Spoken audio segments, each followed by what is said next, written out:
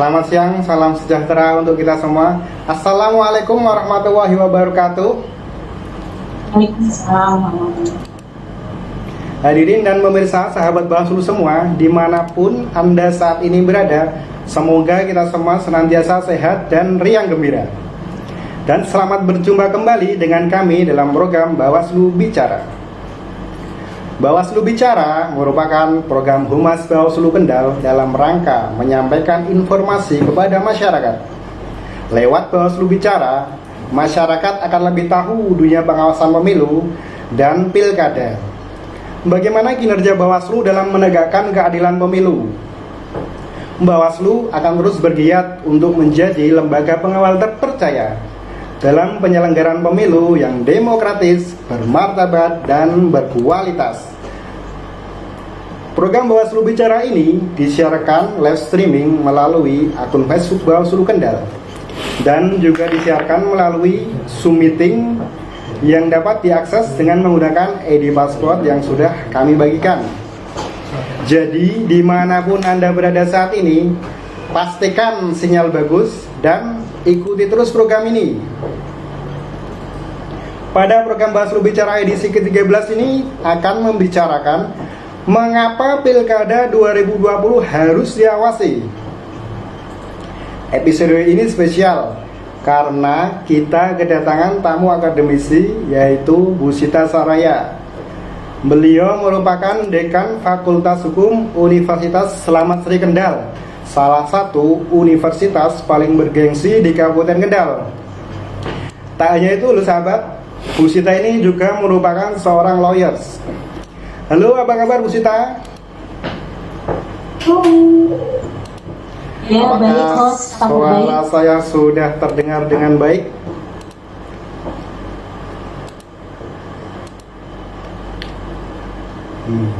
Ya, assalamualaikum warahmatullahi wabarakatuh. Waalaikumsalam Ini warahmatullahi hostnya Hakim ya? Iya Bu Sita. Ini langsung aja atau gimana? Ini masih nanti. Sapa menyapa aja dulu. Ini saya lanjut dulu Bu Sita. Ya. Juga sudah hadir sebagai narasumber kita yang kedua, sosok yang sudah tidak asing bagi para penggemar acara Bawaslu Bicara ini. Beliau adalah Kordif Hukum Bawaslu Kendal, Bapak Arief Mustofifin. Bagaimana kabarnya Pak Arief? Sehat dan riang gembira Mas Hakim. Alhamdulillah riang gembira. Oke, baik, sebelum kita berbincang-bincang dengan para narasumber, bagi sahabat Bawaslu yang ingin mendapatkan e-sertifikat, saksikan acara ini sampai selesai ya. Link akan kami bagikan di tengah-tengah acara melalui kolom komentar Facebook dan juga melalui kolom chat pada Zoom meeting. Oke, lanjut. Bu Sita dan Pak Arief, mengapa sih pilkada kok harus diawasi? Mengapa tidak dibiarkan saja tanpa pengawasan? Saya minta dari Bu Sita dulu nih sebagai pembicara dari sudut pandang akademisi. Silakan Bu Sita, bisa memperkenalkan diri lebih dulu. Bismillahirrahmanirrahim. Assalamualaikum warahmatullahi wabarakatuh. Waalaikumsalam warahmatullahi Waalaikumsalam. Semuanya dulu ya.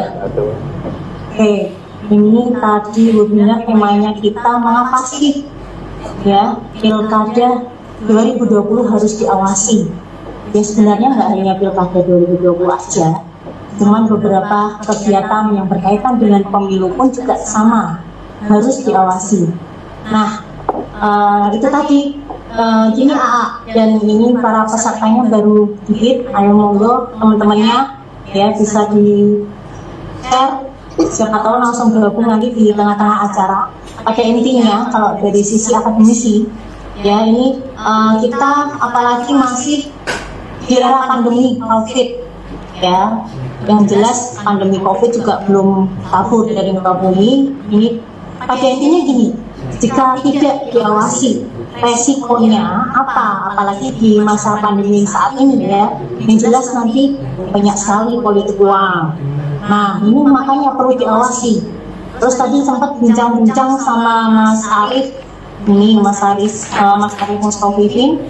Nah misalkan pandemi, kalau kita nggak mengawasi, terus tadi kita masuk ke bilik suara pakai masker, apalagi yang ibu-ibu ya atau remaja-remaja yang pakai hijab, bisa aja pakai masker. Nanti kalau nggak diawasin keluar ruangan gantian ya, pura-pura namanya si Aminah mungkin, nanti ternyata namanya ganti ya, langsung sesuai coblosan. Pokoknya juga sama halnya kalau nggak diawasi nanti ada kampanye terselubung ya, baik melalui media sosial, media-media lainnya. Nah ini begini, muncul keraguan sebenarnya dari lingkup akademisi dan teman-teman mahasiswa, terutama di kampus UNIS. Ini muncul keraguan mengenai pelaksanaan pilkada serentak nanti tahun 2020 yang rencananya 9 Desember. Karena apa? Karena yang pertama saat ini COVID-nya belum berakhir dan penyelenggara harus menyiapkan proyek hukum sebagai turunan peraturan pemerintah pengganti undang-undang atau Perpu nomor 2 tahun 2020. Tapi tadi udah ada mengenai pilkada yang gubernur tahun 2020, sudah ada mengenai COVID-19. Nah berikutnya perihal ini KPU harus merevisi peraturan KPU tahapan dan peraturan Bawaslu yang nanti akan menyesuaikan setelahnya.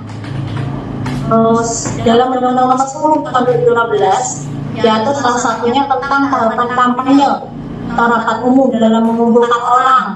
Nah di sini ini juga tentunya melanggar ketentuan mengenai terkait pandemi COVID. Nah makanya harus diawasi karena memang pemilu yang berkaitan apalagi di masa pandemi ini sangat rentan kerawanannya. Tadi kita bincang-bincang dikit indeks kerawanan ini tadi atau IKP indeks kerawanan pilkada tahun 2020 ya, ini sebelum masa pandemi itu untuk Kendal sendiri peringkat pertama.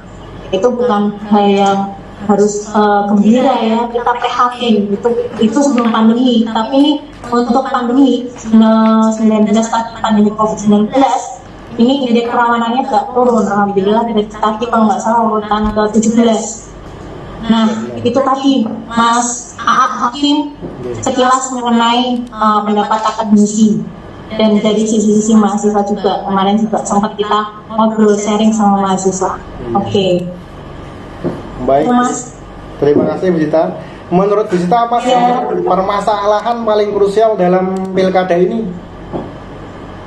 Yang paling krusial ini kita harus memperhatikan keselamatan dan kesehatan masyarakat. Itu yang pertama. Ya memang kerawanan lainnya itu penting ya, kita harus perlu mengawasi, tapi pemerintah sendiri itu harus ini tadi keselamatan sama kesehatan masyarakat. Karena ya sebenarnya kita nggak usah khawatir, negara tetangga kita Singapura kemarin ini ya 10 Juli mungkin yang itulah ya dalam berita kita juga udah melihat tanggal 10 Juli kemarin Singapura juga mengadakan pemilu dengan protokol kesehatan. Jadi nggak ada masalah sebenarnya, cuman ya yang krusial itu tadi keselamatan yang pertama. Itu Oh baik. Selanjutnya apa sih solusi alternatif yang tepat Bu Zita agar pilkada tahun 2020 ini berjalan lancar dan sukses? Yes. Nah ini solusinya juga Bawaslu ini. Bawaslu sebagai pengawas pemilu nantinya itu harus bermitra dengan masyarakat.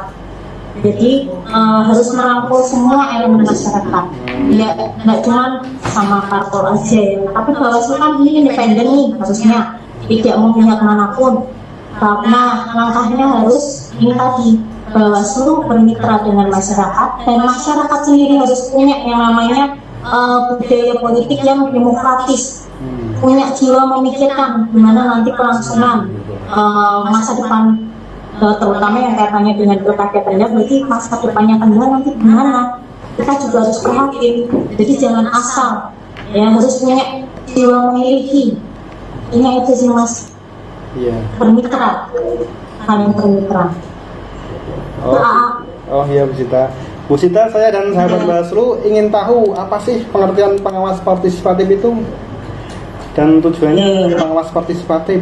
Kenapa harus Pengawas partisipatif ya, ini yang jelas kegiatannya.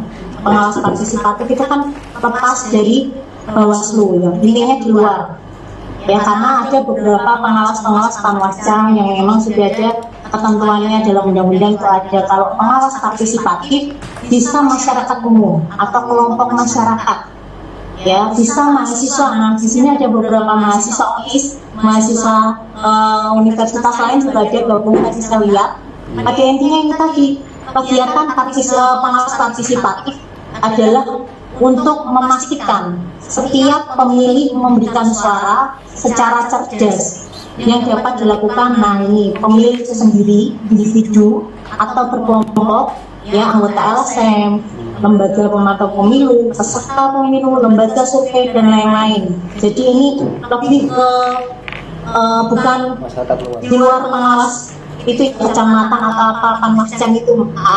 Oh iya, benar sekali. Ini sudah ditambah sama Mas Arif ini. Iya. Selanjutnya, apa saja sih syarat-syarat yang harus terpenuhi misal pengawas partisipatif ini nantinya menemukan pelapor sebuah pelanggaran? Ini nanti ini udah dari pengawas partisipatif. Ya mudah langkahnya. Kalau kita nggak boleh asal terima itu ya, langsung aja foto kan itu ada bukti. Pertama itu tadi ada buktinya terlebih dahulu, kita kumpulkan bukti-buktinya. Kalau ada pelanggaran dan lain-lain, apalagi di TPS.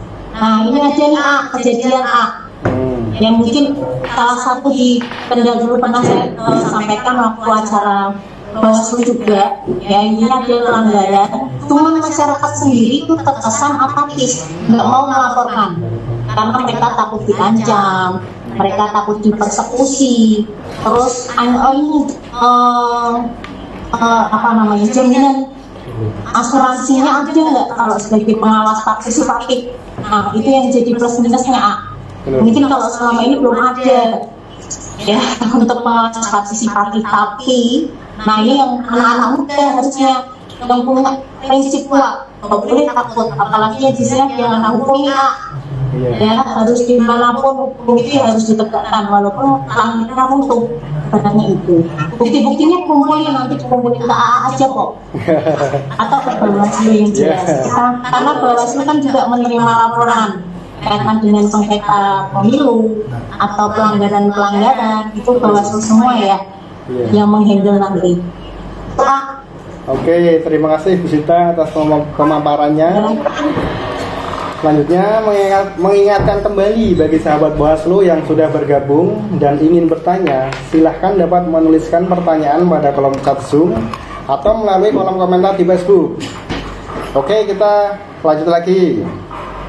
Sekarang kita masuk pada sesi mengobrol dari sudut pandang seorang pengawas nih dengan Pak Arief Mustafifin.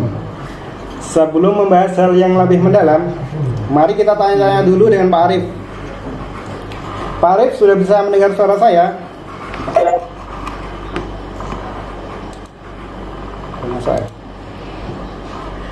Pak Arief bisa menyampaikan sejak kapan menjadi pengawas pemilu?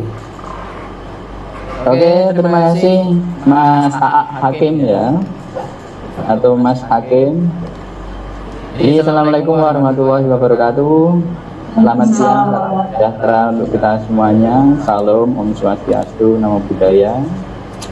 Salam sejahtera untuk kita semuanya. Semoga pemirsa Bawaslu Bicara dimanapun Anda berada, baik yang mengikuti via Zoom ataupun Facebook, tetap sehat dan riang gembira. Sebelum menjawab pertanyaan Mas Hakim, sebelumnya saya minta maaf ya, untuk sesi ini saya harus pakai kaos, biasanya harus rapi, karena sebenarnya hari ini agendanya cukup padat. Selain ada webinar ini, ada kunjungan dari Bawaslu Provinsi Jawa Tengah mensupervisi wilayah rawan di Kabupaten Kendal. Jadi ini seragam untuk ke lapangan, nanti saya akan menyusul ke sana. Tepatnya ke Rawasari, di Kecamatan Rawasari, di Desa Gempol Sewu. Itu ada zona yang memang terpencar ya, atau terpencil, karena sudah terpisahkan oleh sungai yang cukup lebar. Jadi Kabupaten Kendal sama provinsi supervisi ke sana untuk memastikan situasinya, karena transportasi yang ke sana yang dipakai itu hanyalah getek atau apa ya, kapal kecil, namanya apa, sampan atau apa. Dan itu kan termasuk daerah rawan, apalagi misalnya ketika pas coblosan banjir, itu bagaimana? Jadi Bawaslu sebagai pengawas itu perlu memastikan segala sesuatunya baik-baik saja, sehingga pemilu yang luber jurdil itu bisa terpasang. Nah nanti kalau waktunya mencukupi, setelah ini saya akan langsung menuju ke sana. Nah itulah kenapa saya pakai kaos. Nah kembali ke pertanyaan Mas Hakim tentang apa ya tadi, pengalaman sebagai pengawas ya. Iya Pak Arief. Oke, untuk terjun langsung di dunia pengawas itu memang saya sejak tahun 2017, tapi terlibat dalam dunia pemantauan pemilu atau pilkada itu di tahun 2004 di Kota Semarang, karena saya dulu ngampus di sana, maksudnya kuliah di Kota Semarang, sekaligus mengikuti pemantauan pemilu di era itu. Terus kemudian di tahun 2017 ini di era Panwaslu Kabupaten generasi terakhir, tahun 2017 saya masuk, kemudian Bawaslu generasi pertama tahun 2018 saya juga masih mengikuti sebagai pengawas pemilu di kabupaten. Jadi saya ini hadir di masa transisi ketika era kabupaten bernama Panwaslu kemudian bertransformasi ketika kabupaten bernama Badan Pengawas Pemilu. Nah itu awal mula saya terjun secara langsung di dunia pengawasan pemilu maupun pilkada. Itu kira-kira Mas Hakim. Oh gitu ya Pak Arif. Selanjutnya Ya. serba-serbi menjadi pengawas. Hari-harinya pengawas itu bagaimana sih Pak Arif? Oh iya, bisa sebagai bahan pengetahuan saja ya. Sebelum nanti membahas ke tema pokok yaitu kenapa sampai pilkada diawasi. Jadi pengawas itu aktivitasnya 24 jam, dapat dibilang begitu, karena memang ditentukan oleh Undang-Undang Pemilu nomor 7 tahun 2017 maupun Undang-Undang Pilkada nomor 10 tahun 2016 itu kerja penuh waktu. Penuh waktu itu maksudnya kapanpun bisa beraktivitas. Jadi hampir 24 jam itu kita harus siaga. Misalnya di era kampanye saja itu bisa mulai ketika subuh, ada kampanye misalnya jogging, sampai kampanye malam hari, tengah malam lagi, sampai pagi lagi. Itu bisa saja terjadi seperti itu. Jadi memang hari-harinya ya siaga 24 jam, menyediakan waktu sepenuhnya mengawasi tahapan-tahapan. Ya tahapan yang sekarang itu ya coklit data pemilih itu. Begitu Mas Hakim? Oh jadi seperti itu ya Pak Arif. Oke cukup ya perkenalannya. Materi kita bukan perkenalan tadi. Yuk kita kembali ke materi sesuai tema hari ini. Mengapa pilkada 2020 harus diawasi? Ada apa sih sebenarnya Pak Arif pilkada kok harus diawasi? Biarkan saja biar tidak perlu ada pengawas-pengawas itu. Oh iya, terima kasih Mas Hakim. Jadi begini, kita pakai logika yang sederhana dulu ya. Misal saja ada sebuah perusahaan sebuah perusahaan punya produksi apalah, produksi yang hendak dicapai atau target-target yang hendak dicapai.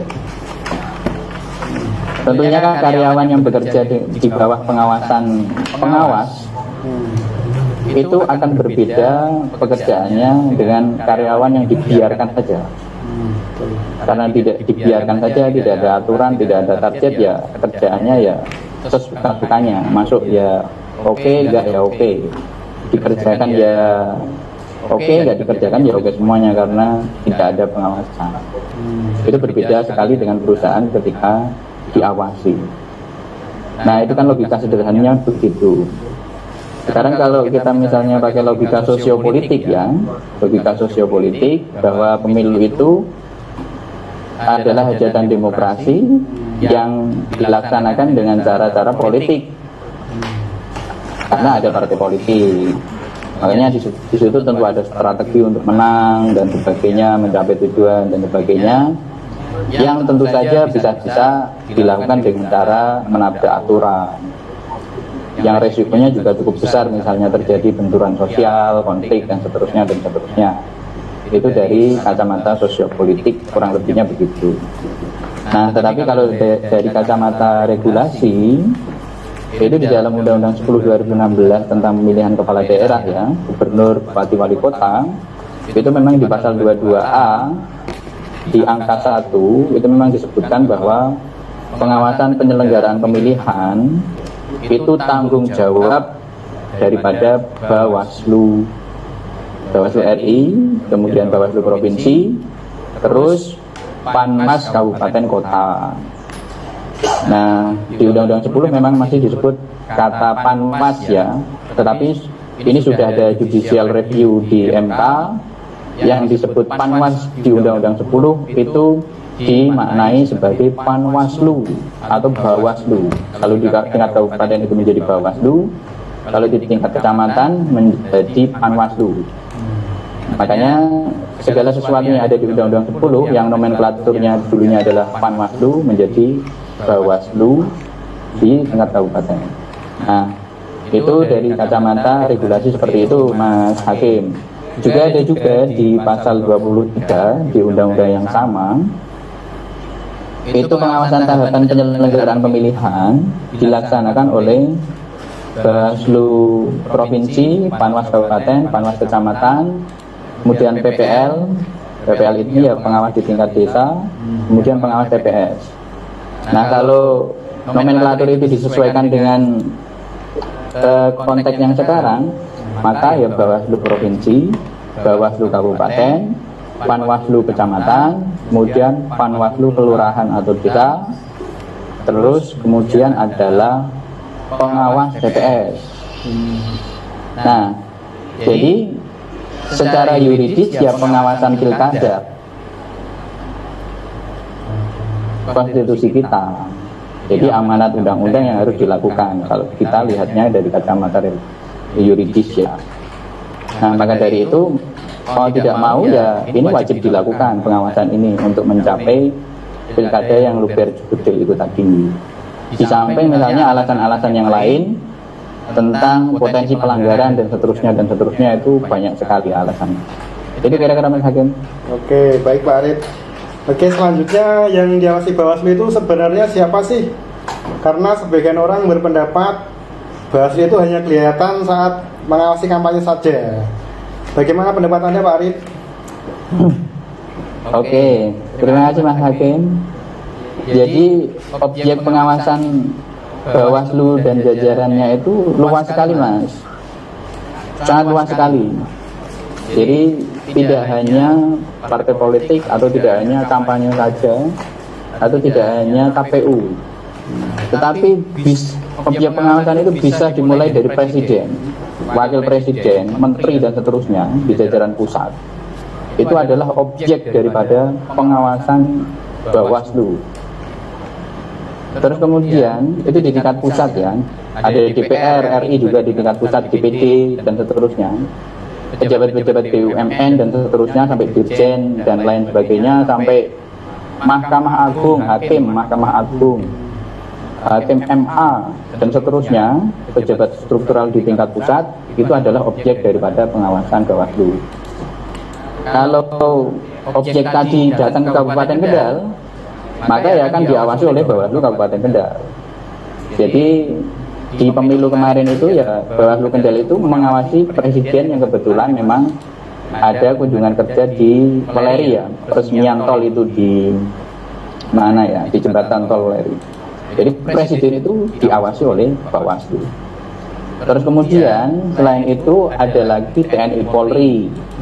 TNI Polri dari pusat sampai ke bawah itu netral atau tidak, itu kita awasi semuanya. Kemudian ASN, aparatur sipil negara atau PNS, itu kita awasi netralitasnya.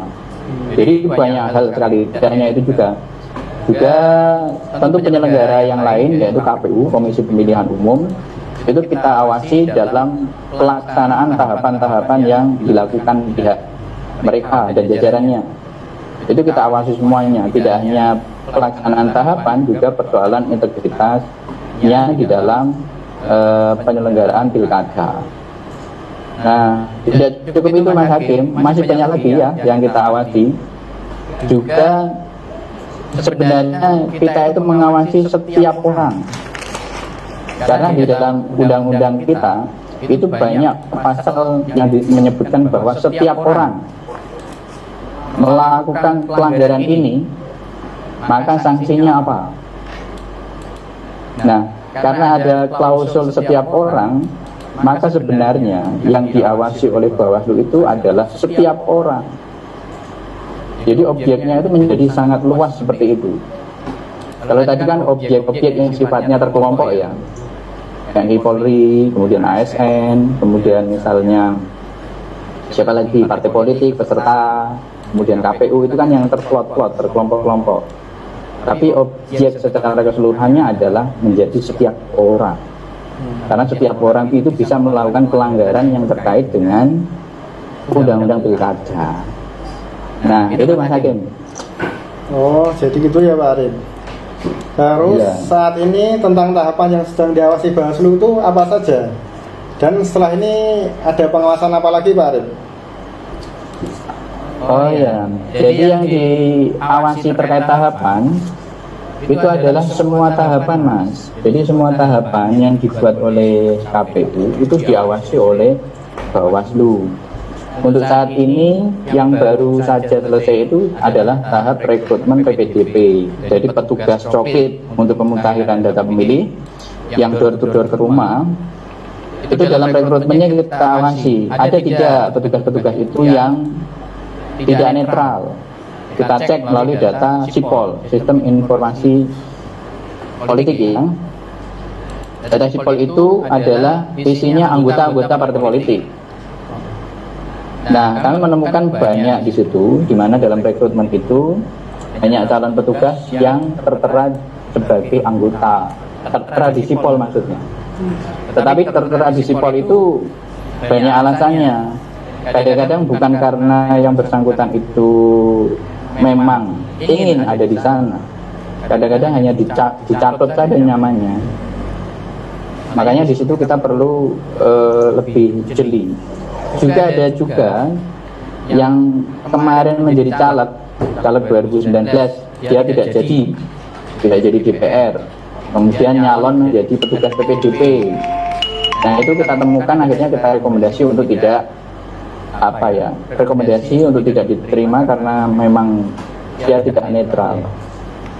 Terus kemudian untuk saat ini ya pencoklitan.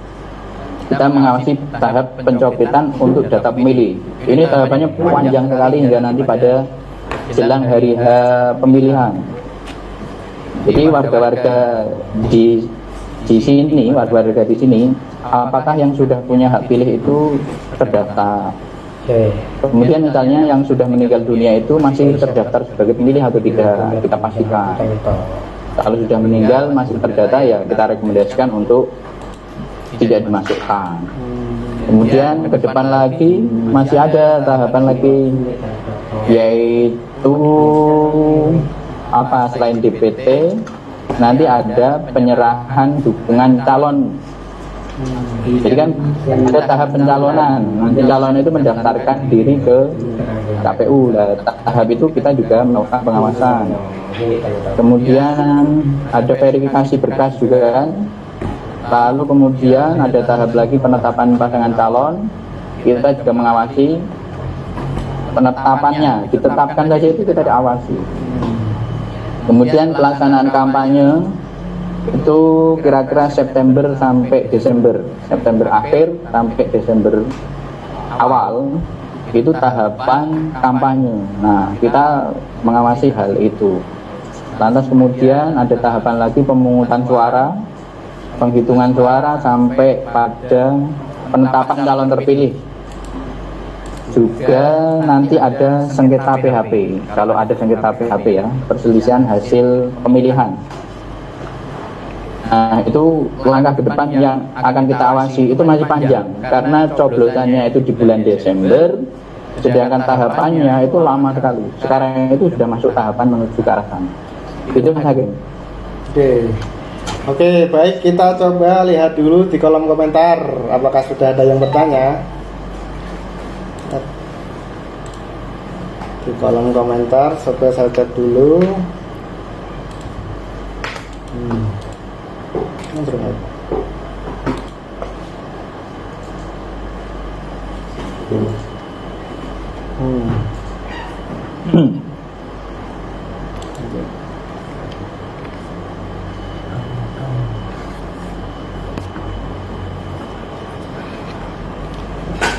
Jika belum ada, saya buka termin pertama bagi Bapak Ibu sahabat Bawaslu yang mengikuti webinar ini melalui aplikasi Zoom. Silahkan yang ingin bertanya dapat angkat tangan atau dapat mengirimkan raise hand.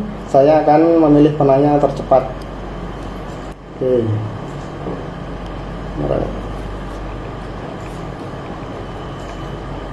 Tambah lagi.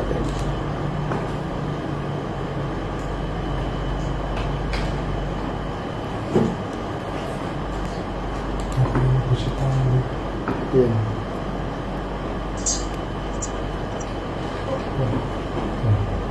Apa ini?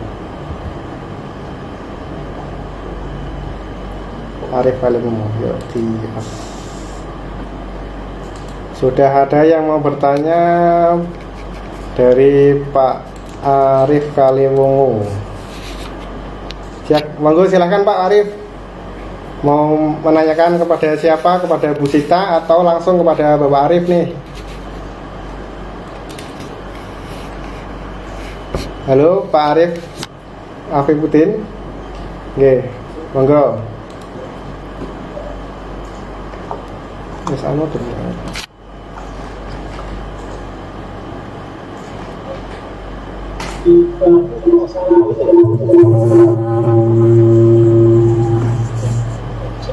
Coba di-unmute dulu Pak Arif. Terkait pelaksanaan pemilu ketika ada pemilih yang diisolasi gitu Pak. Sekarang kan kebetulan di wilayah kami juga ada warga yang positif COVID, jadi mungkin pada waktu nanti pelaksanaan pemilu nanti ada warga kami yang posisinya sedang dirawat di RSDC. Nah itu pengawasannya seperti apa Pak? Ataupun metode pelaksanaan pencoblosannya nanti seperti apa? Itu aja. Oke, ini mau dijawab langsung ke Pak Arif mungkin. Ini pertanyaannya terkait pelaksanaan pemilu. Ada pemilih yang diisolasi. Bagaimana itu Pak Arif? Posisinya sekarang masih dirawat di rumah sakit darurat COVID di Kendal. Nanti mungkin waktu pencoblosan dia bagaimana Pak Arif? Kalau ada pertanyaan yang lain lanjutkan dulu saja Mas. Baik, jika masih ada yang ingin bertanya lagi, silakan. Oh ya, ada dari Ngampel.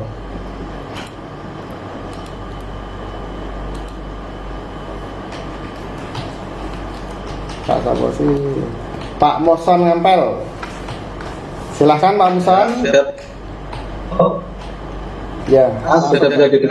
Sudah jelas Pak Moson. Ya. Assalamualaikum warahmatullahi wabarakatuh. Waalaikumsalam warahmatullahi wabarakatuh. Ini pertanyaan yang pertama kepada dosen UPK ya.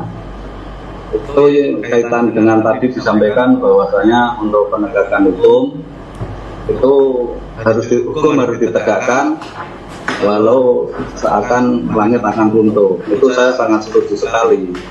Namun kalau kita melihat di lapangan itu kadang-kadang kan hukuman itu kadang-kadang tidak sesuai dengan apa yang diperbuat atau dilakukan. Pertanyaannya untuk Bu Dekan, bagaimana kalau perasaan Bu Dekan melihat hukum kadang-kadang tidak pas hukumannya dengan perbuatannya? Itu kaitan dengan hukum. Yang kedua untuk Mas Arif, yaitu kaitan dengan bukti banyak ditemukan penyelenggara yang masuk sipol. Itu setelah ditelusuri kan ada pengakuan bahwasanya yang bersangkutan dicatur dan sebagainya. Itu apakah tidak ditelusuri mendalam lagi? Karena kadang-kadang untuk kepentingan, artinya begitu mau masuk dia masuk seleksi di penyelenggara, dia pengakuannya seperti itu. Tapi kalau dia nggak masuk, dia bermain dalam politik. Itu yang pertama. Yang kedua masih untuk Pak Arif, yaitu kaitan dengan dalam pelaksanaan kampanye nanti itu apakah sudah diatur apabila ditemukan baik itu tim pelaksananya atau tim kampanye, terus masyarakat yang mengikuti kampanye yang tidak sesuai protokoler, tanpa langsung berhak menghentikan ataupun langsung dibuatkan pelaporan. Itu saja. Terima kasih. Assalamualaikum warahmatullahi wabarakatuh. Waalaikumsalam warahmatullahi wabarakatuh. Yang tidak mematuhi protokol. Oke, apakah ada lagi penanya? Mungkin satu lagi. Tidak mematuhi protokol. Jika belum ada, mari kita jawab dulu yang dari Pak Arifuddin Mustafa terkait pelaksanaan pemilu. Ada pemilih yang diisolasi Pak Arif. Bagaimana itu Pak Arif posisi jika nanti waktu pemungutan suara?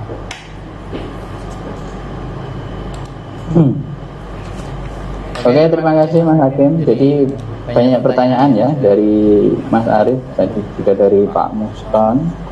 Jadi kita bisa diskusikan bareng nanti berbagai pertanyaan ini. Yang pertama terkait dengan hak pilih, bahwa pengawas itu memiliki tanggung jawab adalah menjaga hak pilih. Sebagaimana Mars Bawaslu itu adalah menjaga hak pilih di seluruh negeri. Jadi jangan sampai karena dia sakit bukan karena gangguan ini ya, gangguan jiwa, itu kehilangan hak pilihnya. Jadi jangan sampai ketika ada orang sakit itu kehilangan hak pilihnya. Nah, kita memastikan bahwa orang yang sakit karena COVID itu terpenuhi hak-haknya.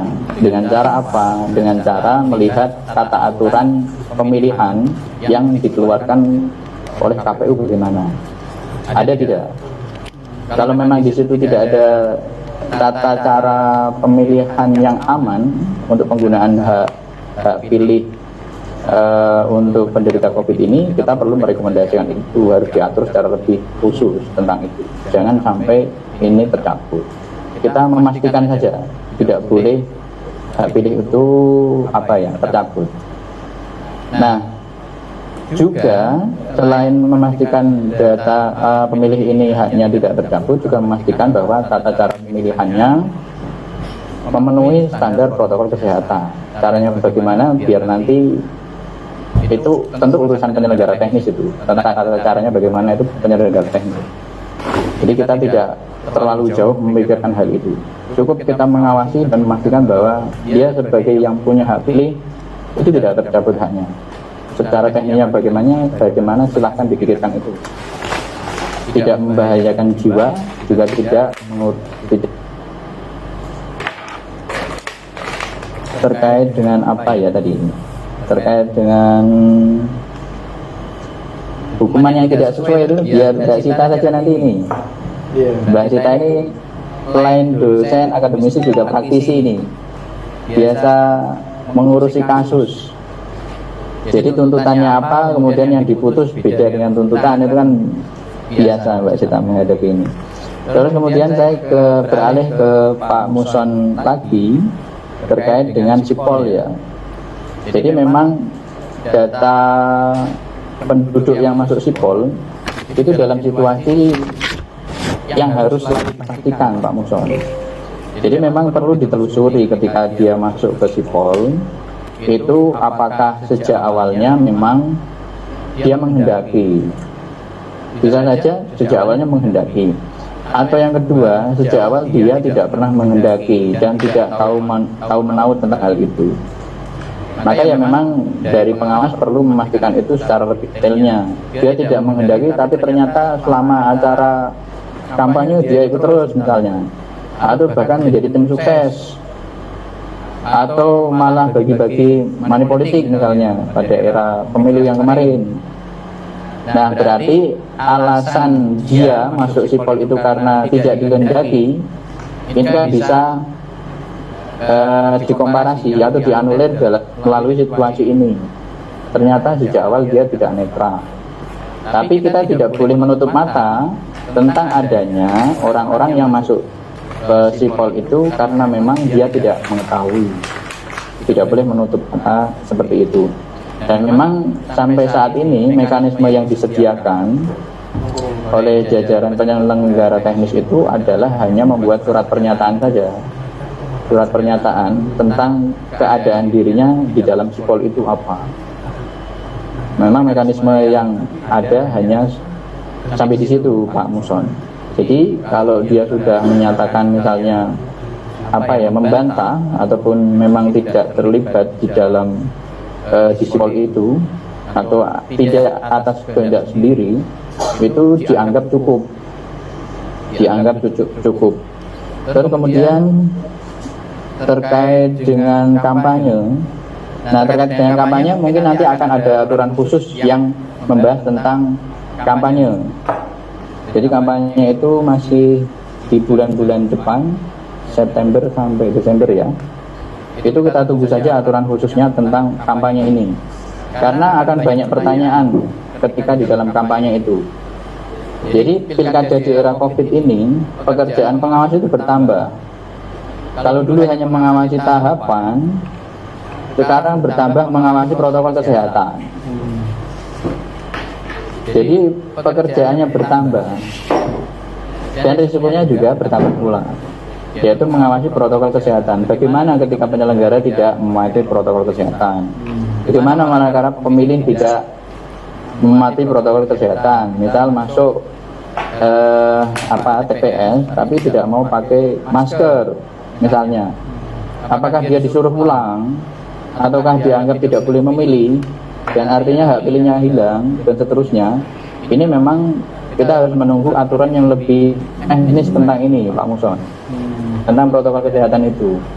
Juga terkait dengan kampanye, misalnya kampanye yang pertemuan langsung, itu bagaimana bila mana standar protokol kesehatannya tidak terpenuhi? Apakah perlu direkomendasi untuk ditunda agar protokolnya terpenuhi, ataukah nanti direkomendasi untuk dibubarkan dan seterusnya? Ini masih dalam kajian-kajian yang lebih teknis nanti Pak Muson. Tentu untuk menyikapi itu Bawaslu tidak bisa bertindak sendiri, mungkin perlu pertimbangan secara medis. Bagaimana misalnya ketika kampanye itu dibubarkan karena memang dalam kondisi yang tidak kondusif, misalnya rawan terjadi kerusuhan, itu pun Bawaslu tidak bisa bertindak sendiri, harus berkoordinasi dengan aparat keamanan, khususnya kepolisian, untuk menentukan situasi ini. Bagaimana Pak Polisi? Situasinya demikian, menurut pertimbangan Bawaslu demikian. Menurut pertimbangan kepolisian bagaimana? Perlu dihentikan atau dibubarkan atau tidak? Ini sifatnya koordinasi nanti Mas. Karena perlu stakeholder kerjasama berbagai pihak untuk menyikapi hal ini. Dan hanya ketika kampanye terkait dengan protokol kesehatan itu. Begitu Pak Muson jawaban sementara dari saya. Nanti selanjutnya kita tunggu hal-hal yang lebih teknis pengaturannya bagaimana. Iya. Ini sebenarnya masih ada 2 pertanyaan ditambah yang satu dari Pak Muson tadi. Tapi dari pertanyaan ini nanti kita akan menjawabnya setelah mendengarkan dari pemaparan dari Bu Sita. Mungkin Bu Sita sudah menyiapkan materinya. Silakan Bu Sita dapat menyampaikan materinya. Terima kasih Mas. Bisa ditampilkan ya? Tampilkan. Oh ya. Ya, sebentar. Sambil menunggu materi dari Bu Sita, mari kita mungkin mulai dulu, sahabat. Nikmat sekali Tuhan. Jadi diserahkan dulu ini. Tadi ada Pak Muson dari Ngapel. Oke, ya boleh Bu Sita. Tadi ada kaitannya, ada gium yang tadi ya justitia kuat kolum, atau artinya hukum harus ditegakkan meski langit akan runtuh.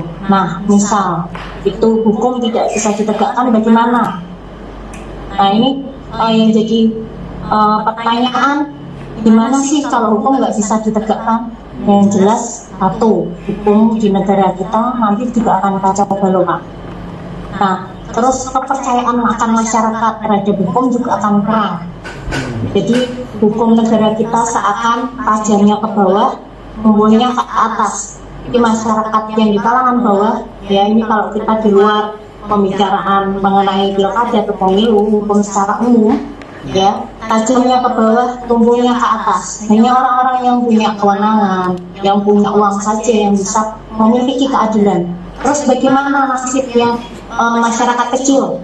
Tadi beberapa benar sih beberapa kasus, ya kebetulan ada kasus yang kaitannya dengan tenaga kerjaan. Apalagi di masa COVID ini kita agak keluar sedikit nggak apa ya sama Mas Arif. ya beberapa kasus berkaitan dengan pandemi COVID ini, Pak Muson dari Ngampel, banyak yang di PHK. Tapi karyawan dipaksa untuk menandatangani ya surat pernyataan pengunduran diri. Padahal itu sebenarnya memang dari perusahaan memang niat mengurangi karyawan. Nah ini gimana?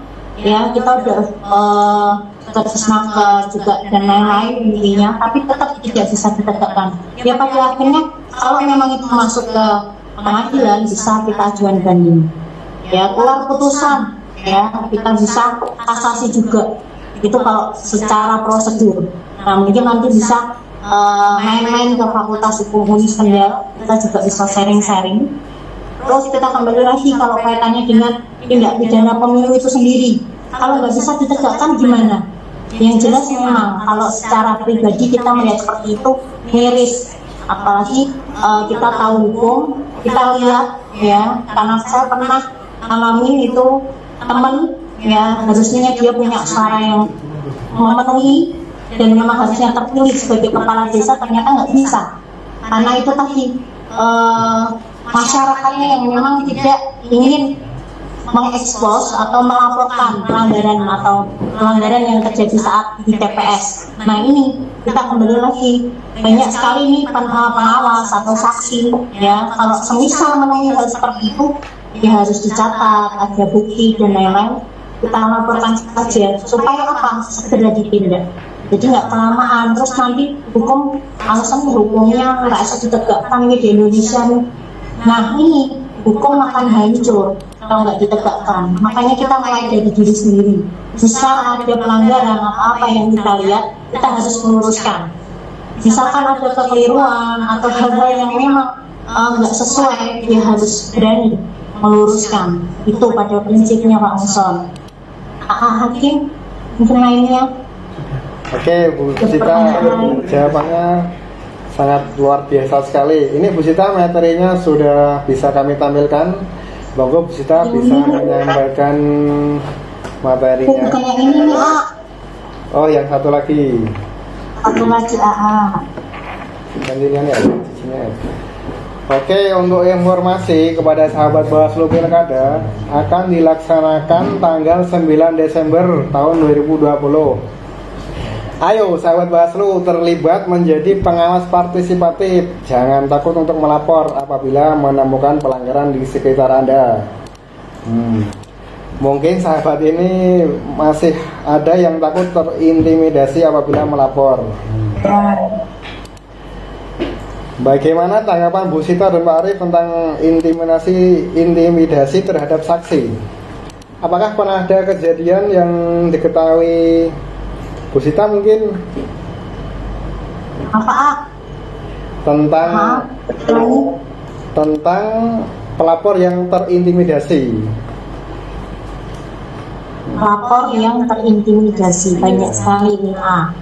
Praktek di lapangan seperti itu. Nah, mungkin perlu pendampingan juga kalau memang itu ada saksi yang terintimidasi. Kan banyak juga ahli-ahli hukum atau paralegal ya, advokat itu juga bisa dimintain bantuan untuk mendampingi supaya apa? Ya ini tadi saksi yang memang baik. Kalau kebetulan saya KTP-nya masih Semarang, A, cuman domisili udah di Kendal. Banyak yang Semarang itu terintimidasi itu, dia terancam juga jiwanya. Itu kalau cerita itu gimana? Dia didampingi, ada pendampingan hukum supaya nggak takut, A. Itu Hakim. Oke. Kemudian dari Pak Arief, apakah dari masyarakat mungkin yang ingin melapor tapi takut untuk lapor?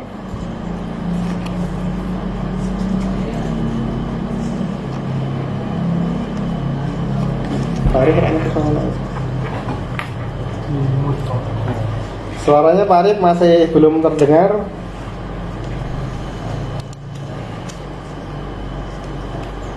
Oke, udah masuk ya suaranya ya. Siap. Bagus Pak Arief. Mantap. Oke. Bentar. Oke, terkait dengan laporan masyarakat, selama ini yang banyak masuk di Bawaslu Kabupaten atau di Panwas Kecamatan itu masih dalam taraf informasi. Jadi masyarakat merasa melaporkan, tetapi sebenarnya itu hanya sebatas informasi, secara yuridisnya masih informasi. Jadi menyampaikan hal ini, terjadi hal ini. Tapi kemudian ketika diminta untuk membuat laporan yang resmi, laporan resmi itu maksudnya nama, alamat, misalnya kemudian nanti identitas diri, kemudian kejadiannya apa, terus misalnya yang melakukan siapa, yang diduga melaporkan siapa, dan seterusnya. Untuk melengkapi hal itu selama ini kebanyakan tidak mau. Jadi masyarakat selama ini hanya sampai pada arah menjadi pemberi informasi saja, memberikan informasi bahwa di sini terjadi kejadian ini. Yaudah Bapak atau Ibu, silahkan buat laporan resminya kalian, lengkapannya, bukti-buktinya dan seterusnya bagaimana.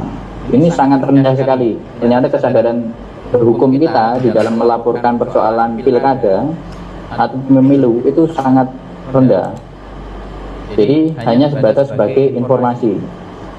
Karena hanya sebagai informasi, kemudian ditindaklanjuti oleh kami dengan cara menelusuri atau bisa disebut investigasi, dan pada nantinya kalau memang masuk pada ranah dugaan pelanggaran, itu akan kita jadikan sebagai bentuk temuan dugaan pelanggaran. Nah, sebenarnya yang kami harapkan itu masyarakat memberikan laporan secara utuh, secara resmi. Lapornya siapa, identitasnya bagaimana, yang dilaporkan siapa, kejadiannya apa, sekaligus bukti-buktinya seperti apa. Itu nanti lebih enak kita di dalam melangkah. Tetapi ternyata kesadaran ke sana masih sangat rendah sekali. Termasuk yang di Kabupaten Kendal juga seperti itu, Mas Hakim, tentang pelaporan ini. Oke, baik. Kita kembali lagi ke materi Bu Sita. Mohon maaf tadi ada sedikit trouble. Coba ditayangkan. Masih saya tayangkan ini.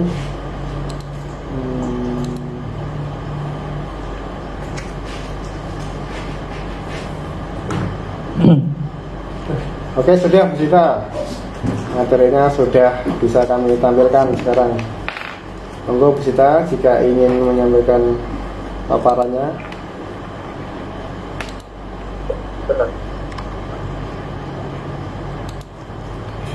Karena masih sangat terjadi.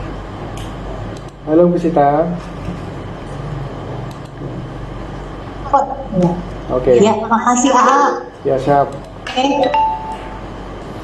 Ya, baik. Ini ada beberapa yang saya tunjukkan, mungkin nanti di slide berikutnya mengenai pengawasan pemilu itu ada. Ya mungkin kita bisa pengalaman lihat dari Singapura, ya kaitannya dengan pemilu di era COVID.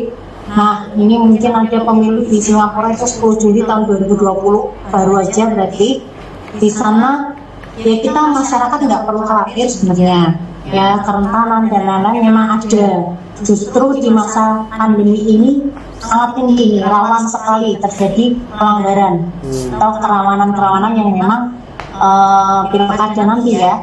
Ini slide berikutnya ini sumbernya kompas.com, jadi harus sesuai protokol. Masyarakat harus tahu ini ya. Di poin terakhir itu ada isu politik yang melibatkan unsur agama. Nah, kita masyarakat yang cerdas, yang juga bisa ngerti, ya pengetahuannya juga harus luas. Paling tidak jangan sampai tersebar hal-hal yang berkaitan dengan hoax. Ya, apalagi ini kita di Kendal yang memang benar Kendal beribadat, ya semuanya juga masyarakat juga harus cerdas menyikapi hal-hal yang nantinya mungkin ya ada yang muncul terkait dengan politik identitas. Ini juga perlu diwaspadai ini. Slide berikutnya.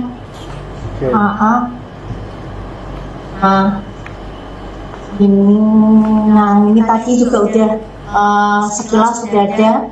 Muncul sebenarnya keraguan ya, masa si COVID pilkada mau dilaksanakan ya, tapi Singapura aja bisa. Kenapa kita nggak bisa? Ya, walaupun memang pandemi COVID. Jadi nggak masalah kalau hal-hal yang seperti itu. Berikutnya,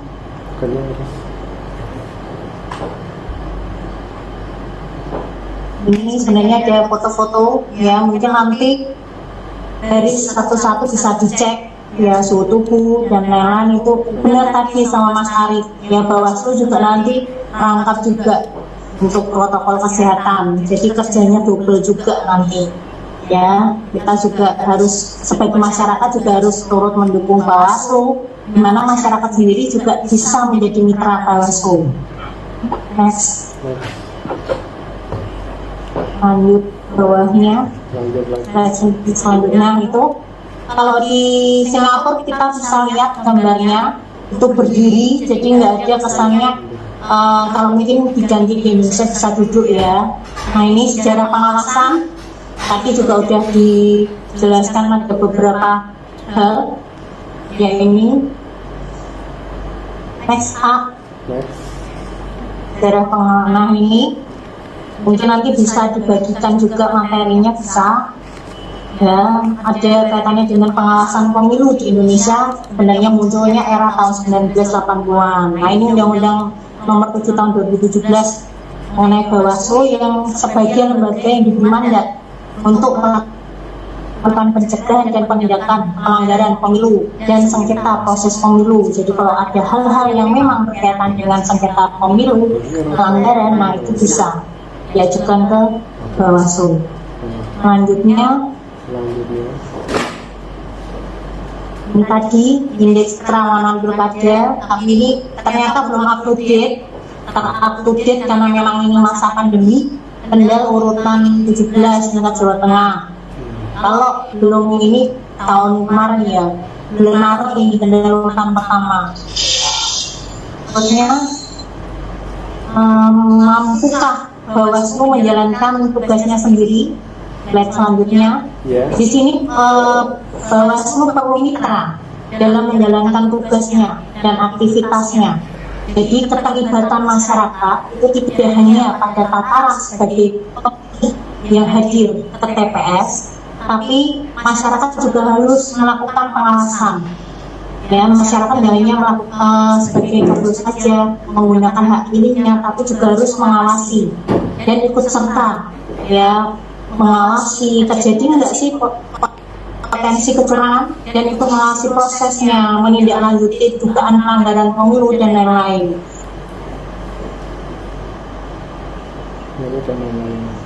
Nah ini penting ini juga ini masih awal mudanya ya, sekarang generasi muda dan warga Kendal ya terutama. Nah kita harus memberikan pengawasan pemilu. Ini sudah ada bukunya, membunyikan pengawasan pemilu. Karena apa? Parameter keberhasilan pemilu salah satunya adanya keterlibatan masyarakat itu sendiri dalam keikutsertaan mengawasi pemilu. Jadi masyarakat adalah nggak dibayar, nggak mau ngawasin, jangan ada seperti itu. Ya, sehingga terwujud pemilu yang demokratis dengan budaya politik yang demokratis pula. Jadi masyarakat juga terlibat, tidak hanya masyarakat sebagai objeknya, tapi sebagai subjeknya. Itu nanti di next. Selanjutnya, perlunya kerjasama seluruh komponen masyarakat. Jadi masyarakat harus memiliki jiwa yang tulus, itu sebenarnya sih. Ya, tulus untuk mensukseskan pemilu atau pilkada ini nanti, sehingga masyarakat tidak hanya sebagai objek, akan tetapi masyarakat memiliki peran sebagai subjek, turut menentukan keberhasilan demokrasi. Jangan apatis, ya, karena kebanyakan masyarakat sekarang malah terserah urusan negara, ya jangan gitu. Kita juga harus mikirkan, ya bagaimana negara juga akan berhasil.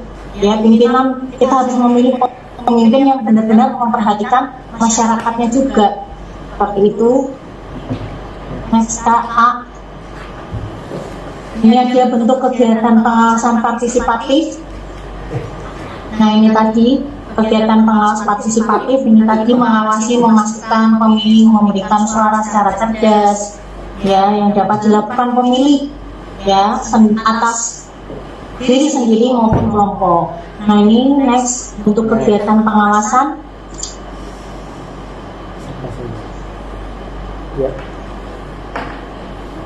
Ini Bawaslu bersama masyarakat mengadakan kegiatan dengan tetap memperhatikan protokol kesehatan. atau kampung anti money politik ya, kurang kata kalimatnya. Mungkin sudah ada beberapa merangkul elemen masyarakat maupun kelompok masyarakat, kelompok pemuda, kelompok ini di Kendal sendiri ada kelompok seni dan budaya, petani dan nelayan, pedagang, mahasiswa. Nah ini mahasiswa juga penting ya, pelajar yang sebagai pemilih pemula ini juga perlu kita rangkul dan kita berikan wawasan mengenai pemilu. Juga kelompok-kelompok santri, ya komunitas-komunitas lainnya, dan ini tadi organisasi yang ada di Kendal, organisasi profesi atau lain-lain itu juga perlu dirangkul. Kegiatan-kegiatan seperti ini juga perlu dikembangkan. Mungkin itu saja materinya tadi sudah dijelaskan. Oke, sangat jelas sekali materi-materi yang disampaikan oleh Bu Sita. Baik, kita kembali melihat live komentar karena sepertinya sudah banyak yang bertanya ini. Saya bacakan satu persatu.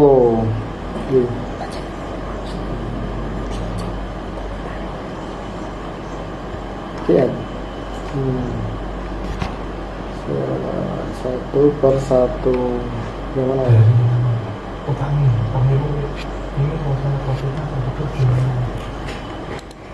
Dari Utami, pemilu ini suasana COVID-nya, prosedurnya di mana? Intinya seperti pemilu di masa pandemi seperti yang ditanyakan oleh Bapak Muson tadi. Mungkin ini Pak Arif bisa menjawabnya. Lagi yang kedua dari Pak Danang dari Desa Kebumen, Kecamatan Sukoharjo. Dalam kondisi pandemi saat ini, jika ada indikasi yang akan terjadi atau sudah terjadi politik uang, sebagai warga, apa yang harus disiapkan dalam proses pelaporannya? Apakah pihak pelapor bisa aman? Maksudnya bahaya dari intimidasi itu tadi Pak Arif. Lanjut lagi, ada pertanyaan dari Panwaslan Kalimu tadi sudah. Oh, ada lagi nih. Pengawasan terhadap coklit, kita sebagai pengawas juga ikut bertanggung jawab partisipasi pemilih. Bagaimana cara pengawasan kita pada saat masa pandemi dalam pencoklitan pada zona merah, dan juga faktor psikologi dari masyarakat yang takut akan adanya seorang pendatang di rumahnya yang mau mencoklit. Baik, mungkin saya kasih ini pertanyaan ke Pak Arif dulu.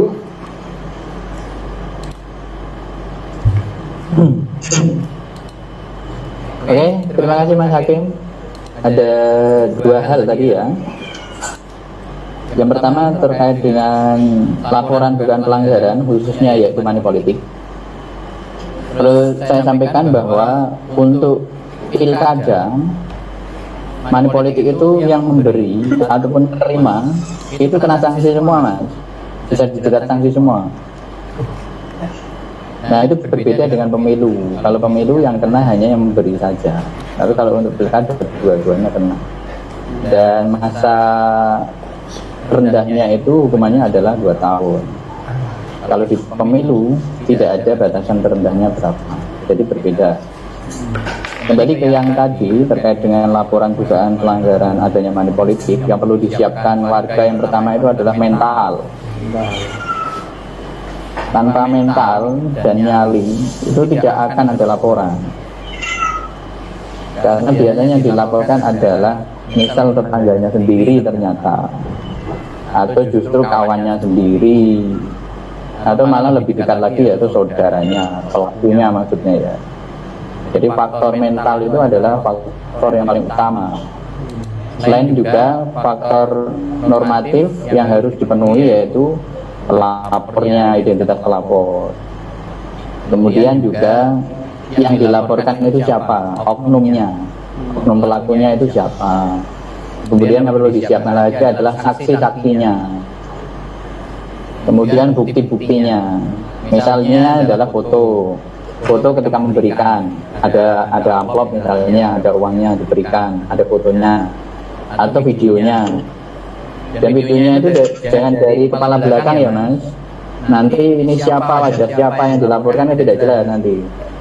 Kalau bisa diambil dari sudut arah depan. Untuk pembuktian ini saya yakin Mbak Sita ini lebih paham karena sudah menjadi praktisi langsung.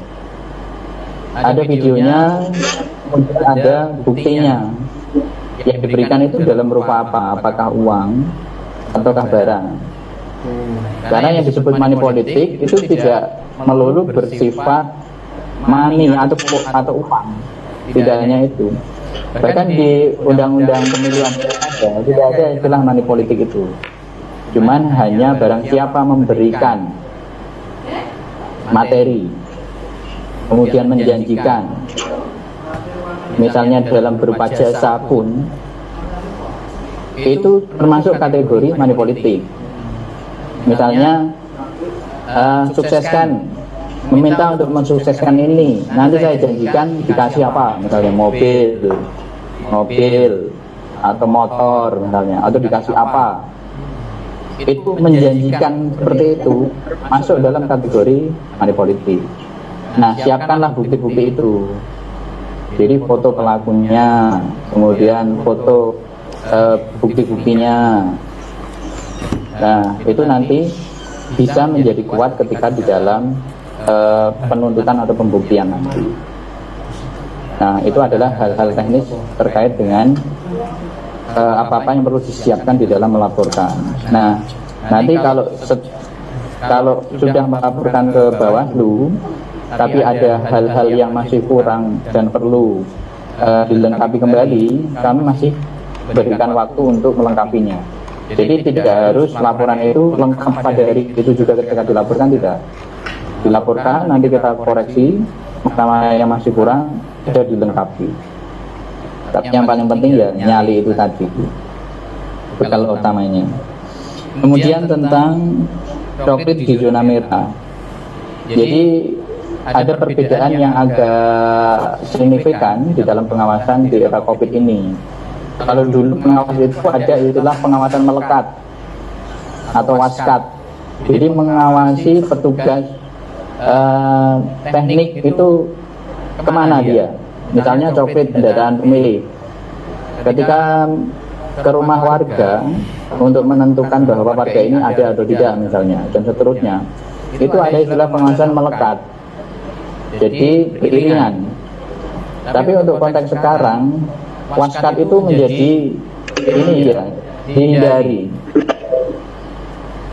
Maka kemudian untuk pengawasan coklit di zona merah itu bisa dilakukan dengan cara daring. Daring itu ya yang sederhananya ya video call. Video call kita menentukan apakah benar warga di sini sudah di coklit. Nah, untuk daring itu video call kita butuh nomor kontak yang bersangkutan atau nomor kontak keluarganya yang terdekat yang bisa menunjukkan itu. Nah, tentu karena jumlah pengawas ini jumlahnya tidak seberapa dibandingkan dengan jumlah objek pengawasan yang diawasi, maka bisa melakukan strategi pengawasan coklit dengan cara sampling, kayak metode penelitian itu. Kalau teman-teman kampus yang biasa meneliti misalnya itu pasti paham bagaimana menyampling penduduk yang sudah dicoklit. Disampling berapa orang. Tentu karena metode sampling ini adalah metode penelitian bisa dipertanggungjawabkan. Jadi disampling, kok ternyata ketika disampling itu dijumpai penduduk yang tidak dicoklit atau hasil coklitannya salah, maka dimungkinkan berapa persen dari coklitan itu tidak valid. Dan kita perlu berikan rekomendasi saran perbaikan kepada petugas ini. Jadi memang tidak semuanya bisa kita lakukan, tetapi yang terbaik, yang paling memungkinkan untuk kita lakukan diantaranya adalah menyampling itu tadi. Atau misalnya pengawasan coklit di orang yang sudah positif, COVID. Maka tentu kita memastikannya dengan cara daring itu tadi, dalam jaringan. Bisa melalui orangnya langsung, atau bisa melalui orang terdekatnya, atau melalui petugas kesehatannya yang memiliki kualitas untuk dekat dengan pasien. Itu hal-hal yang mungkin bisa kita lakukan untuk menjaga hak pilih ini. Itu Mas Hakim. Oke, terima kasih Pak Adit. Jawabannya saya rasa sudah sangat jelas ya. Tapi mungkin Bu Sita mau menanggapi juga terkait pertanyaan-pertanyaan tadi, Bu Sita, agar memperkaya pengetahuan kita. Iya. Oke, terima kasih Hakim. Kali kita hanya sekelas aja, tadi sudah dijelaskan banyak sama Mas Arif. Kaitannya dengan money politik, masyarakat mungkin berpandangan money politik itu melulu uang, ya, entah itu diberikan oleh kadernya atau simpatisannya atau memang calon sendiri ya. Nah ini masyarakat juga perlu tahu, karena money politik nggak hanya tentang uang, bisa janji ya. Kalau sekarang paket sembako ya dan lain-lain, nah ini harus waspada. Karena apa? Yaitu tadi kita harus menjadi pemilih yang cerdas. Karena apa? Hanya disogok seperti itu kita harus milih. Tapi kalau memang itu benar berkompeten, nah kita harus pilih yang seperti itu. Jangan sampai kita nyesel. Karena apa? 5 tahun ke depan nih Bapak Ibu, atau ini yang mahasiswa juga ada ini gabung ya, mahasiswa Aula Muda Kendal. Nah ini juga kan pastinya lebih punya prinsip ya. Kalau memilih juga nggak hanya sekedar asal memilih aja ya. Ini ada beberapa laporan kaitannya dengan pelanggaran tahun yang lalu. Nah ini juga perlu kita sikapi ya. Panwascam di tiap-tiap kecamatan di Kabupaten Kendal, monggo ini juga bisa saling komunikasi supaya enggak ini terkikis komunikasi ya kaitannya dengan pelanggaran. Tapi prosedurnya juga sudah dijelaskan sama Mas Arif ya. Selain barang buktinya itu juga harus jelas, kronologisnya itu juga perlu ya dituliskan. Monggo kalau mau laporan juga kronologisnya jam berapa terjadi itu juga perlu ya. Itu di TPS berapa, nah itu juga penting. Monggo ini ya tadi mental. Kalau memang menjadi pengawas partisipatif, mungkin saya pun juga nantinya juga pengen tuh menjadi pengawas partisipatif di lingkungan kalau saya ikutnya Kaliwungu Selatan, Aglung, nah itu juga nanti bisa ke sana ya. Kita pantau aja jarak. Kalau memang sudah memilih di bilik suara, ya jangan mau pulang boleh. Biasanya masyarakat kan kembali lagi kalau saat perhitungan. Nah tapi rentannya juga pada saat pemilihan itu juga rentan. Monggo kita juga saling mengawasi satu sama lain. Ada pertanyaan dikit tadi, kalau misalkan pemilu di era COVID itu gimana prosedurnya?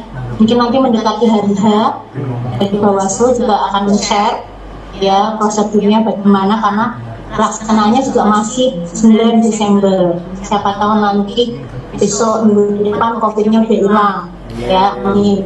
Karena ya itu tadi Kendal masuk di zona merah. Kita juga harus jaga keselamatan dan kesehatan. Mungkin itu aja. Oh ini ada Sukordo yang ingin bergabung bertanya ini, Bu Sita dan Pak Arif. Coba kita hubungkan. Halo Pak Iya. Prianto. Moodnya dihilangkan dulu kalau mau bertanya. Ya. Silakan Mas, monggo. Ini mau tanya Mas, Oke. pada yang mungkin bisa disampaikan ke KPU atau ke Dinkes Dinkes. Dinas Kesehatan ya Mas. Siap. Halo, Yo ya. terkait tahapan COVID. Ya, halo. Iya, sudah terdengar Pak, silakan. Ya, terkait tahapan COVID untuk petugas PPDB itu tidak dibekali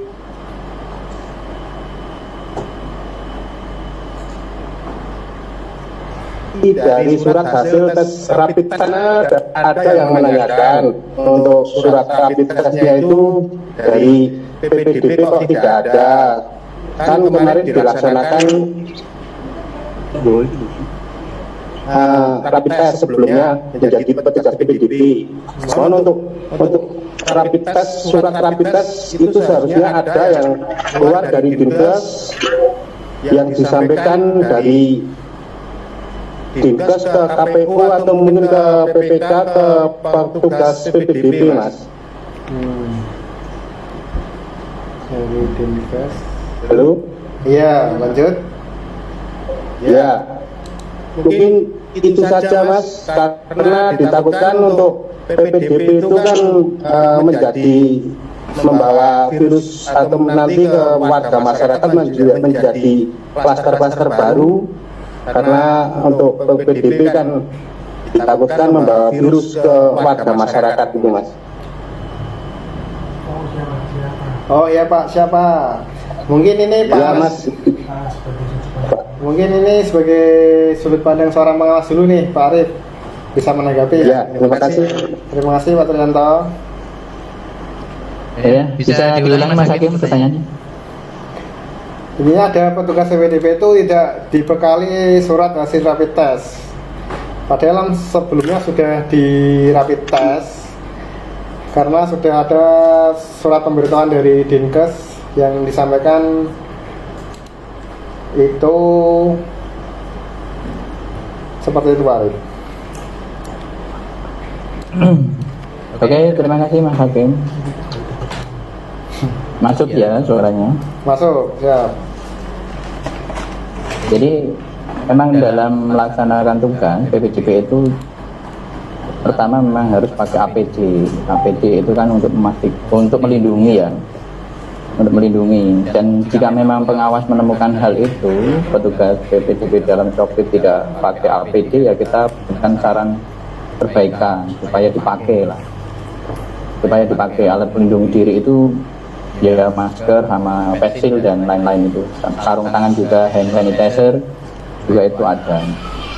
Terus kemudian juga pengawas perlu memastikan kondisi kesehatan dia saat itu sedang sakit apa tidak. Jangan-jangan misalnya pakai APD tetapi kondisinya tidak sehat, panas, pilek, flu dan lain-lain, itu bisa juga menjadi sumber daripada penularan. Terus yang berikutnya terkait dengan hasil rapid test itu, jika pengawas perlu memastikan kondisi kesehatan PPDB terhadap hasil rapid test itu, ditanyakan saja Mas, ditanyakan saja ke yang bersangkutan atau kemudian ditanyakan ke penyelenggara teknis di tingkat kecamatan. Hasilnya bagaimana? Nah, itu segera ditanyakan saja. Ya, terima kasih, itu rekomendasi yang bagus menurut saya dan ide yang bagus juga terkait dengan hal ini. Sepertinya banyak pertanyaan Mas Hakim, bisa dibacakan itu ada di Facebook ataupun di kolom chat di sini. Facebook ini ada dari Panwaslu Kecamatan Kangkung. Saya bacakan, permasalahan pengawasan tahapan pilkada yang timbul hari ini terkait dengan pengawasan proses pemutakhiran data pemilih. Maka yang terjadi fokus pengawasan adalah penyelenggara. Dalam hal ini adalah PPDB sampai PPS yang hari ini sedang melakukan coklit lanjut penyusunan DPHP. Namun yang muncul sedikit misunderstanding di lapangan adalah ketika KPU menginstruksikan kepada jajaran yakni PPK, PPS dan PPDB tidak boleh memberikan data apapun kepada pihak luar, termasuk Panwas. Maka pertanyaan yang muncul, bagaimana melakukan pengawasan jika sebagai Panwas tidak buka akses terkait data pemilih? Apa yang harus dilakukan sebagai pengawas pilkada? Dalam konteks ini, terima kasih Pak Arif.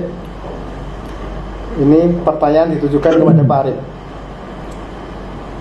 Ya, Bu Sita juga bisa menjawab hal ini lah. Nanti dari sudut pandang yuridisnya bagaimana data pemilih ini. Ini data pemilih yang tidak dibuka itu kan akhirnya tidak bisa diawasi ya. Jadi data pemilih yang tidak dibuka itu tidak bisa diawasi. Bagaimana menjaga data pemilih? Itu caranya dengan dibuka. Setidak-tidaknya untuk objek pengawasan. yaitu tentu problem yuridis yang harus diselesaikan di tingkat pusat. Jadi kami di kabupaten itu ya nanti mengikuti arahan dari pusat. Karena ini kan skalanya nasional, Mas. Skalanya nasional dan itu kebijakan nasional di jajaran penyelenggara. Nanti teknisnya bagaimana, tetapi menurut kami idealnya yaitu dibuka supaya untuk bisa diawasi. Kalau tidak bisa diawasi, ya bagaimana tentang ini ya validitasnya data pemilih ini. Padahal dengan diawasi itu kami bisa ikut melakukan cross check data. Cross check data itu dari hasil-hasilnya kita berikan saran perbaikan atau rekomendasi atas hasil copit yang tidak valid misalnya, atau ada yang meleset atau ada yang pas saat itu tidak tepat, itu bisa dilakukan. Tapi lebih baik data itu dibuka untuk diawasi, begitu. Begitu, mungkin Bu Sita juga ingin menanggapi. Oke, makasih AA dan Mas Arif juga tadi perlu ya, yang namanya data pemilih itu juga harus dibuka, karena ya nggak hanya Bawaslu saja yang berharap akses data pemilih dibuka, masyarakat sendiri atau Panwaslu juga perlu tahu gitu ya. Kenapa? Ya tadi untuk transparansi dan lain-lain, supaya bisa cross checknya ya bisa dilihat, bisa dicek dunia itu. Mas Arif, kalau Hakim. Oke, siap. Saya rasa para peserta webinar ini sudah jelas ya dengan semua jawaban dari para narasumber kita. Mengingatkan kembali sahabat yang ingin mendapatkan e-sertifikat, pastikan ya nama tidak ada yang salah. Ini waktu pengisian akan dibuka sampai pukul 12.00. Langsung, karena belum ada pertanyaan lagi dan tidak ada pertanyaan lagi, closing statement, kesimpulan yang dapat saya garis bawahi pada intinya bahwa pilkada itu memang butuh pengawalan. Ibarat pertandingan sepak bola, harus ada wasit dan hakim garisnya. Tujuannya sudah pasti agar pilkada ini berjalan berjurdil, lancar dan sukses. Mungkin ada closing statement dari Bapak Arif dan Ibu Sita, monggo silakan. Boleh, Bapak boleh kita dulu. Mas Arif, kecil dulu. Oh iya. Oke. Sebelum mengakhiri ini, saya akan menyampaikan hal-hal lain terkait dengan tema kita, yaitu mengapa Pilkada 2020 diawasi. Saya sudah menyinggung siapa saja sih yang diawasi. Panannya Pilkada dalam sudut pandang yuridis, jadi bukan dari sudut pandang IKP. Kalau IKP itu diantaranya terkait misalnya COVID-nya tinggi, yang positif, kemudian geografisnya yang susah untuk diakses untuk kendaraan misalnya, atau rawan longsor, rob dan sebagainya. Itu bagian dari IKP.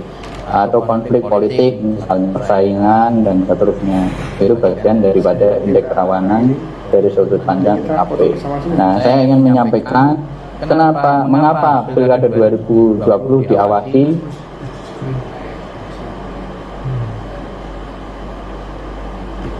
Yaitu di pasal 69 di Undang-Undang Pilkada itu ada kerawanan yang disebut, misalnya adalah mempersoalkan dasar negara Pancasila. Nah, bisa saja ini di dalam kampanye ya.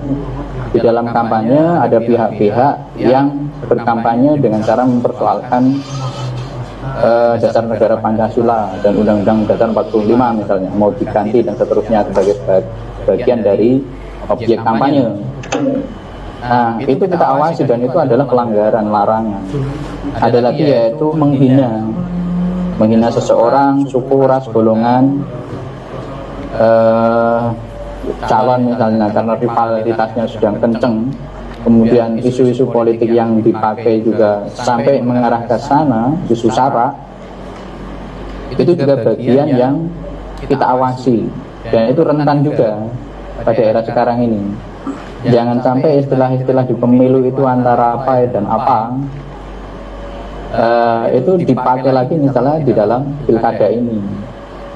Bisa juga yang sekarang lagi populer itu ya, isu antara klepon dan kurma, itu menjadi bagian dari komoditas juga, komoditas politik juga.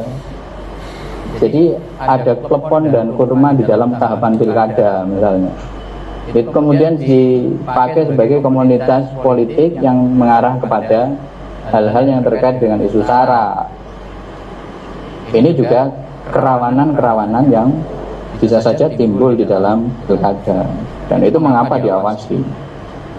Kemudian juga di dalam kampanye itu yang bersifat menghasut, fitnah, hoak, mengadu domba, dan seterusnya, itu adalah hal-hal rawan yang juga kita awasi.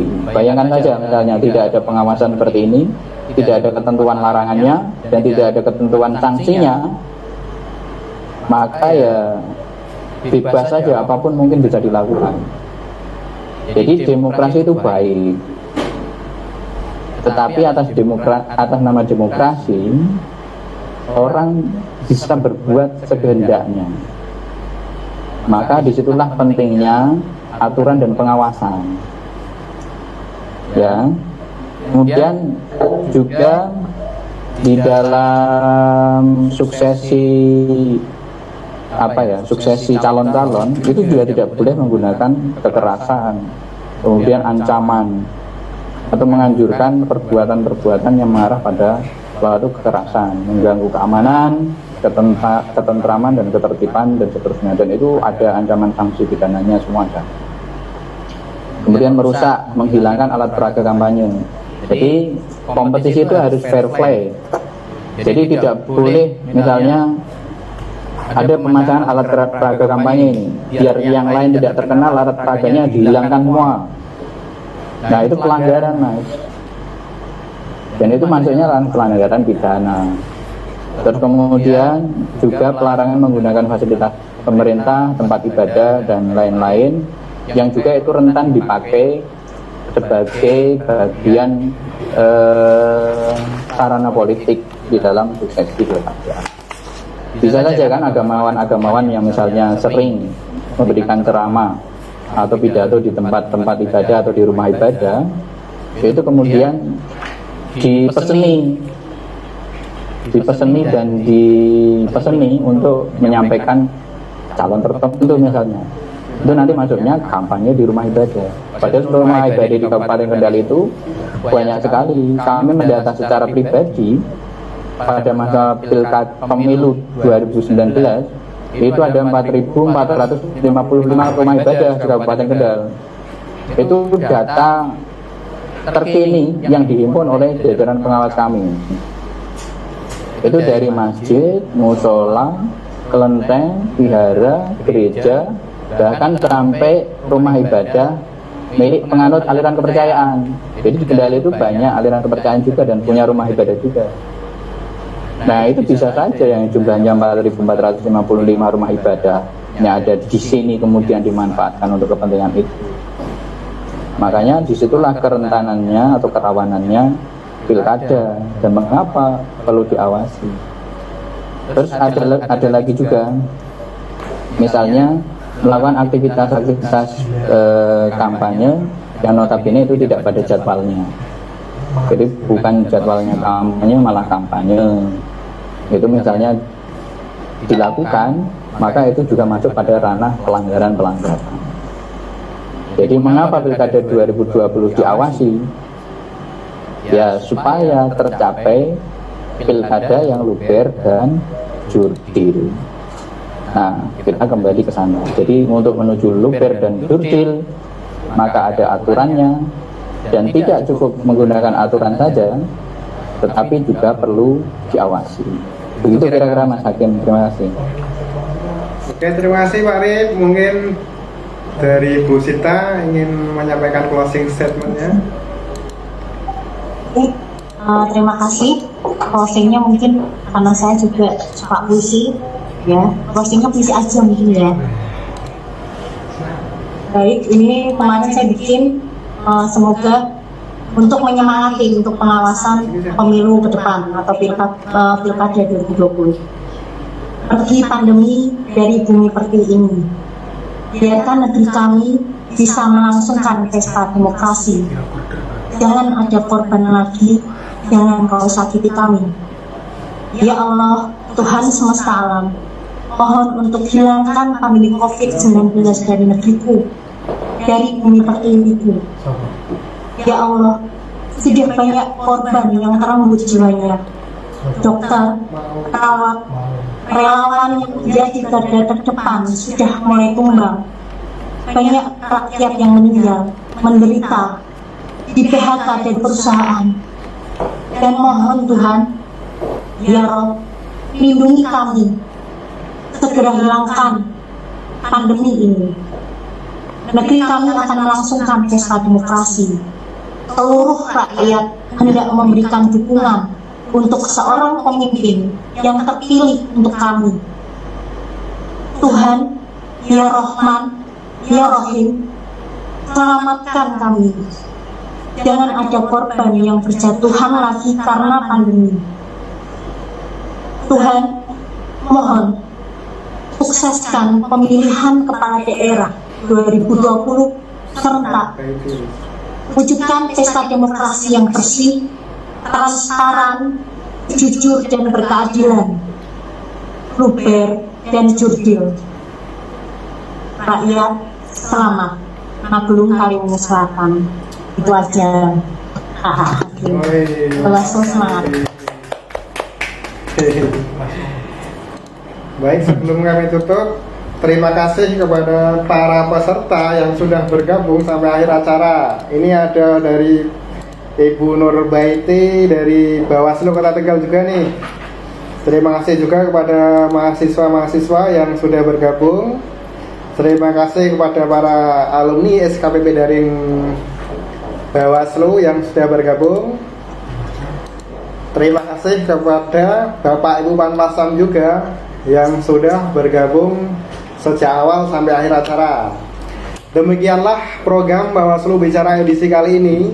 Semoga bermanfaat. Jangan lupa ikuti terus program Bawaslu Bicara dan jangan sampai ketinggalan episode-episode selanjutnya. Mohon maaf bila ada kesalahan. Wassalamualaikum warahmatullahi wabarakatuh. Bersama rakyat awasi pemilu, bersama Bawaslu tegakkan keadilan pemilu. Sampai jumpa lagi.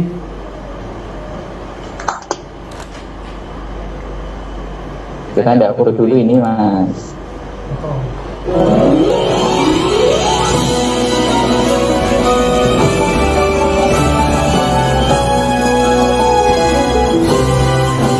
Kami pengawal pemilihan umum, menghadirkan negara dengan jiwa Pancasila, bergerak mengawal demokrasi bangsa ini Indonesia.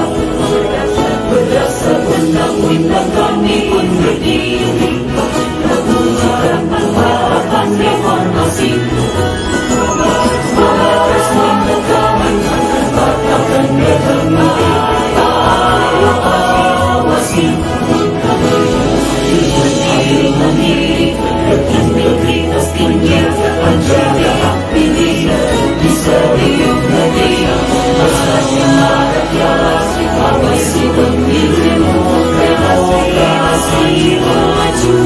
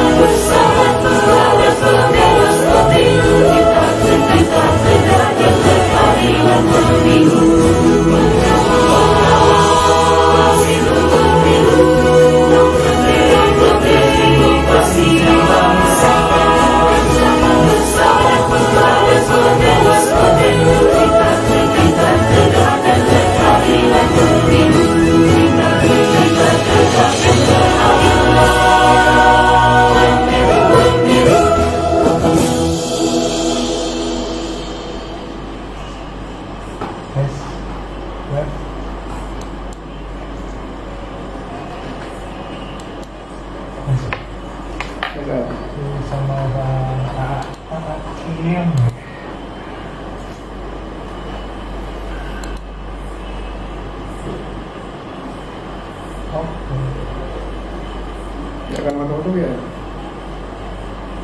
Foto bareng lain kalau peserta. Kalau juga benar Ya sebenarnya kok ini.